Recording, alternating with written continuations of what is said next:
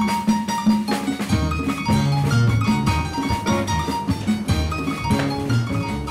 going to show you how to make a really great roasted chicken using high heat, just the way restaurants do. It produces a very crispy skin and most of the fat drains out of the chicken. Any great chicken starts with A, the quality of the chicken, and B, putting it in a brine. Brine will add moisture to whatever cooking method you're using. So we're going to make a brine here and soak this in. What you do is use equal amounts of salt and sugar, and you decrease the amounts depending on how long you're going to brine the chicken.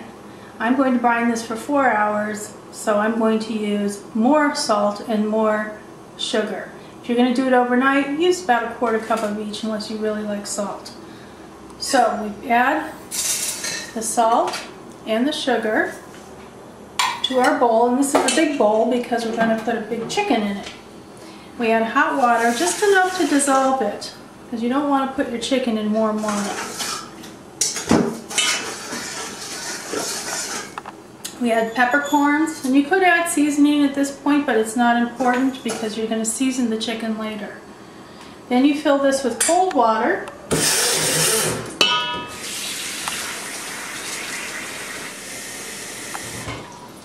Okay, then we have enough cold water for the chicken to be covered. We're going to cover this and refrigerate it. You want to do it for at least 4 hours for best results, but even an hour is better than nothing. Okay, our chicken has brine for 4 hours. I'm going to take it out, and what we want to do is dry it really well to get a good crispy skin. So this isn't going to cook for another couple hours. And you take paper, I like paper towels because you can just throw them away and get rid of all that chicken stuff that we don't want. Dry it really, really well.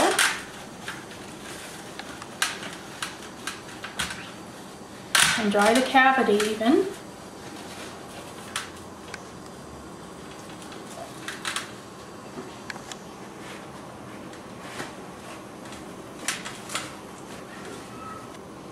And then we're going to let this air dry in the refrigerator for at least 2 hours.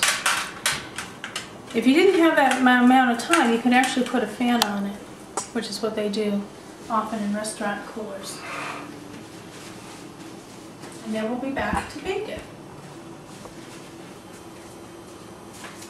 Okay, here we have our chicken all nicely dried out. You can tell there's no moisture left on the skin. And so this is going to be very simple, salt and pepper seasoning, nothing else. It just lets the flavor of this wonderful chicken come through. Then we're going to start it in a convection oven. If you have a convection oven, it's good to do the first 30 minutes in the convection. It'll really dry out the skin. It'll be very, very crispy. Another thing to know is this smokes like crazy when you make it. So if you have one of those fire alarms that goes off, smoke detector that goes off, it's real sensitive, turn it off for the duration. Just remember to turn it back on. Okay, so I use paper towels to grab the chicken because it makes it clean and easy. And we're just going to salt and pepper. Love these little one-handed salt and pepper grinders. Sides of these legs really well. Okay, we're going to preheat the oven to 425, 30 minutes on convection, and another 30 minutes or less on regular oven. This should take about 15 minutes per pound at this heat. Again, 425, don't be afraid of it, it works.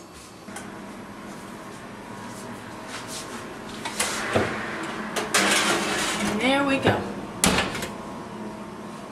That blob on the bottom of the oven is my pizza stone. Keep pizza stone in the oven all the time. It's good for the pizza stone.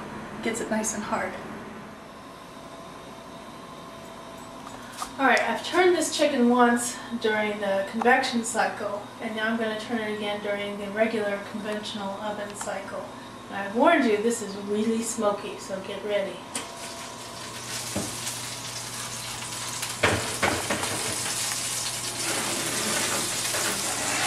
Look at that, it's getting all golden already. That's beautiful.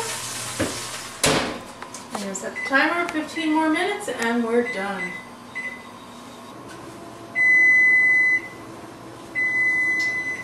Okay, the chicken is done. done. Again, be ready for some smoke. And it's a beauty. It is beautiful. Okay, we're going to move this chicken onto a platter. I want you to hear something. See if you can hear this. That's crispy chicken. And a note about this fat that you see in the pan, you can actually take that out and roast some potatoes in it or use it for something like that, some vegetables, carrots. It's really good. I know, don't send me letters about the fat, okay? It's like, you should eat this. It's real food. And now we're going to carve. The way you carve a chicken is you start with the appendages. You start with the leg. See all that juice? Ooh. You find that joint in there, and you split it apart right there. And that's a nicely cooked chicken. That's good.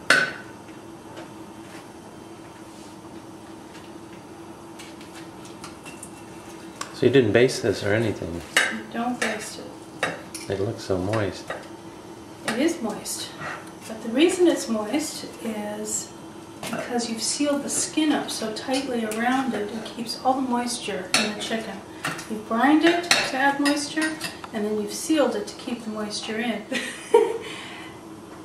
People tell you not to eat the skin because of the fat. The fat is in the pan.